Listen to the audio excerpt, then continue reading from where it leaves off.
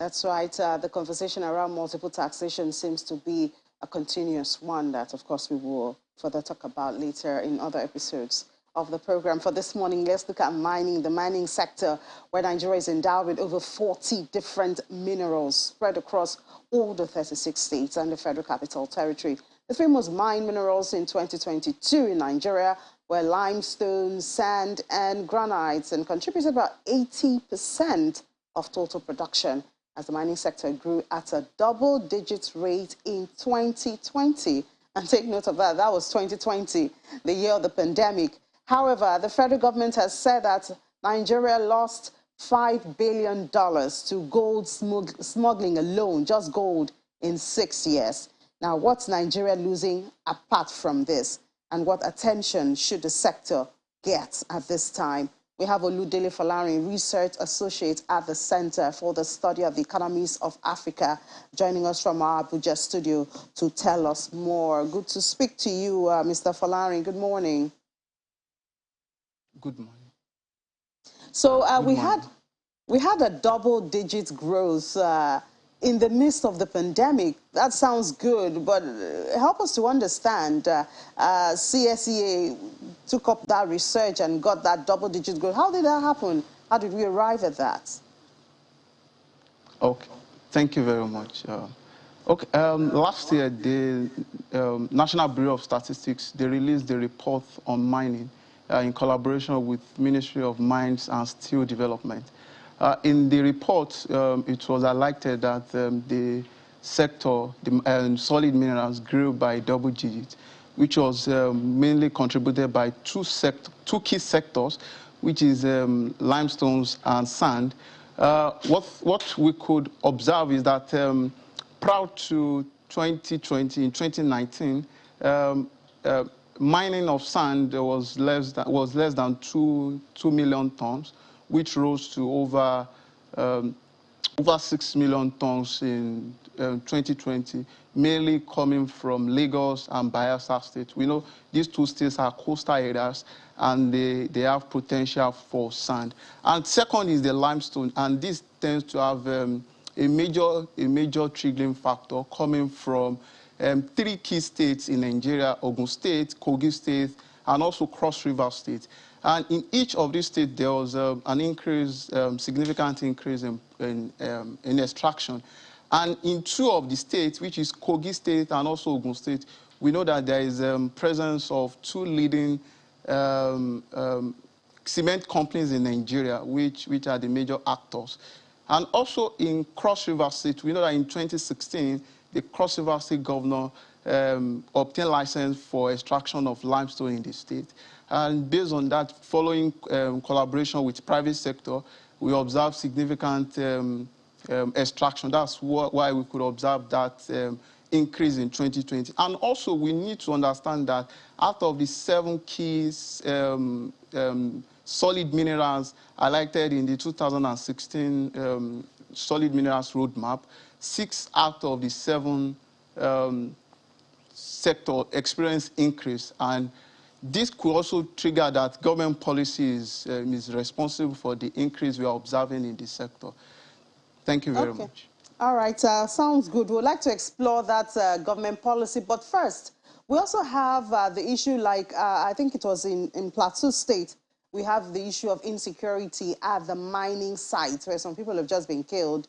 You know, so we have the issue of smuggling, we have the issue of insecurity at the site.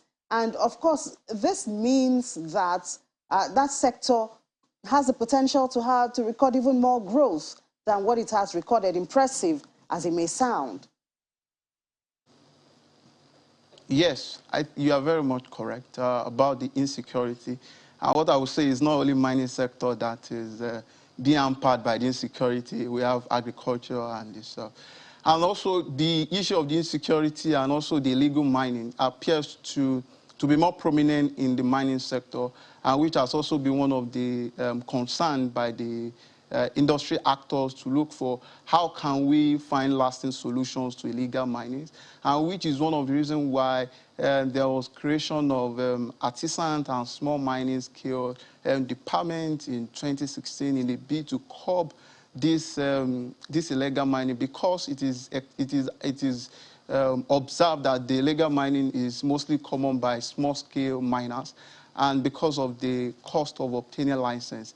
And I think based on the observation, this clearly shows that if the illegal mining could be addressed by trying to form a cooperative among the small-scale farming, small-scale miners, that could also reduce it. And also trying to talk about the role of the state, because where these events are happening, the state, in one way or the other, they have insight about the event, and if the state could also collaborate effectively with the federal government in providing a state-level roadmap in addressing the issues, we are likely to observe much more improvement in the sector.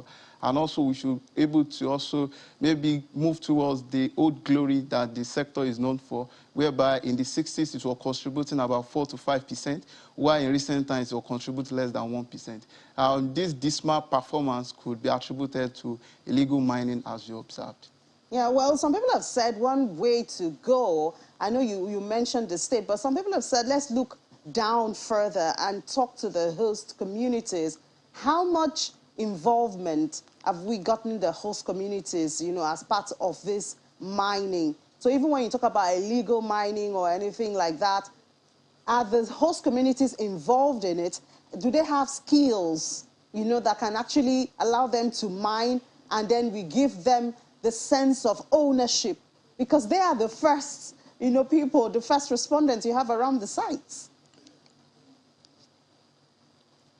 Okay, thank you very much. I think in going forward, this is one of the solutions to the mining sector, which is more about making the community people take ownership of their natural resources in terms of part ownership in equity holdings of major firms that are coming to extract at a larger scale, because the solutions to mining issues is more about attracting bigger organizations to come and extract, whereby the locals provide maybe some, along the value chain, provide value chain services within it. I think, as you observe, is take an holistic approach where local communities also are included in the ownership framework is one of the lasting solutions to it, because Nigeria is losing a lot of money to these illegal minings, and that we're observing across the states.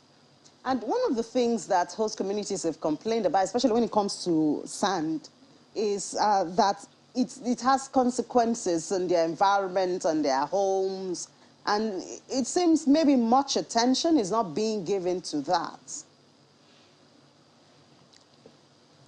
Yes, I think the sand mining issue is gaining prominence, maybe because of the erosion effect it created.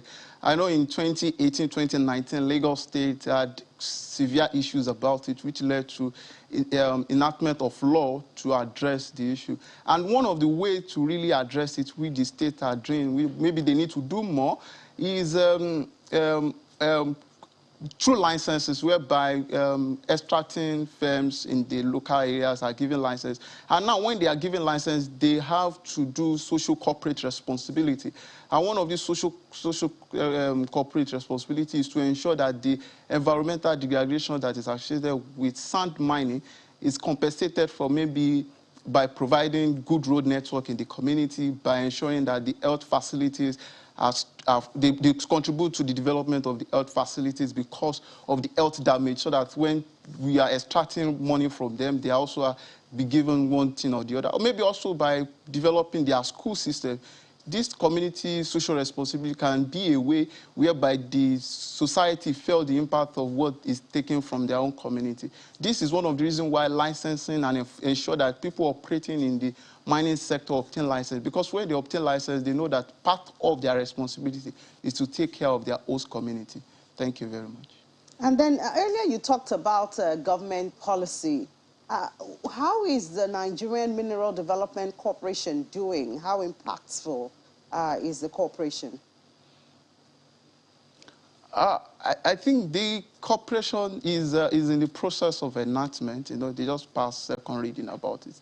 and still. But the corporation holds promises. If you read the bills that was sponsored, and one of the role of the corporation is to act as an investment vehicle for the government and support the private sector, because one of the key observations in the sector is that the level of investment in the sector is considerably low. And because of the risk appetite of the sector, they tend to observe that the financial institutions are not providing as in necessary investment for the sector. This corporation tends to serve as a vehicle to provide funds and also to ensure that maybe geographical information about where minings are provided, because currently we understand that they are grossly available. The corporation, based on their function as stated in the bill, is tends to invest extensively in ensuring that there is more information which is going to reduce the risk and also make the funders, which is the investor, understand that the mining sector is really viable and it can repay itself when funded. And as someone and again, who... also another major Go ahead. Another major contribution of that bill, when enacted, when established, is to ensure that, we mentioned assistant and small miners, that they are the major contributors to illegal minings in Nigeria. And we observe that they contribute maybe 80% of the actors in that industry.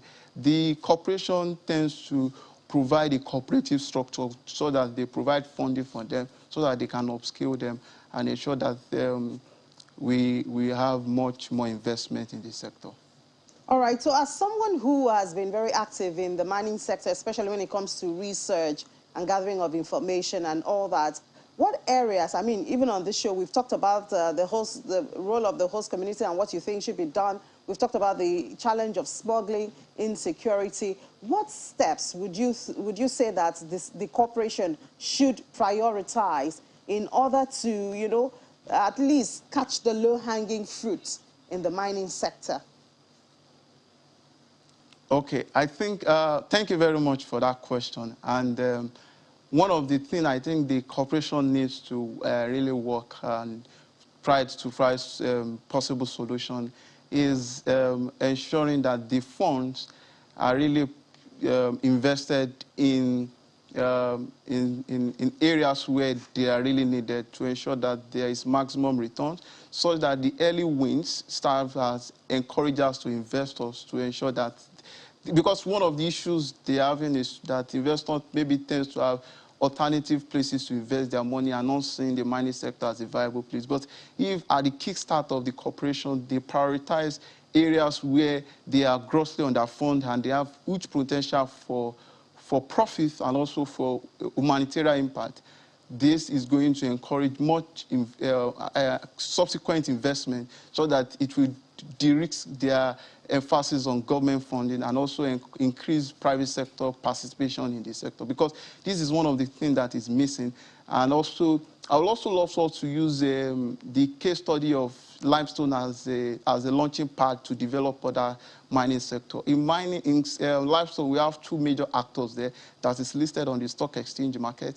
And these three actors try to drive the development in the limestones. If we can attract key actors in other mining sectors, we are going to experience significant improvements in overall extraction in the country, and the dividends we are looking for in terms of job creations, export earnings, which is going to also strengthen our foreign reserves, is going to be realized.